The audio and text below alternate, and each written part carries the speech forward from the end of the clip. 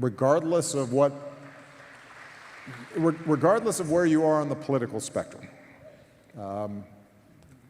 What happened to Charlie Kirk was horrific and a tragedy.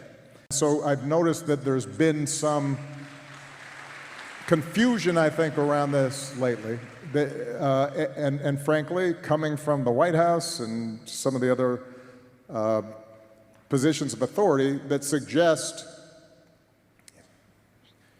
even before we had determined who the perpetrator of this evil act was, that somehow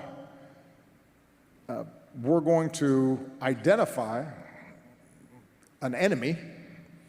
We're going to suggest that somehow that enemy was at fault, and we are then going to use that as a rationale for trying to silence discussion around who we are as a country and what direction we should go. And so, look, obviously I didn't know Charlie Kirk. I was generally aware of some of his ideas.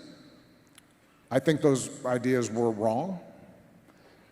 But that doesn't negate the fact that what happened was a tragedy and that I mourn for him and his family. He's a young man with 2 small children and a wife who obviously, and a huge number of friends and supporters who cared about him. And now, the last point I'll make on this, or building on a point I made earlier,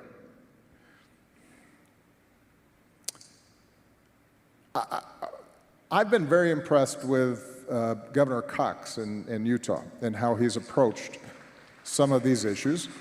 He has shown, I think, that it is possible for us to disagree while abiding by a basic code of how we should engage in public debate.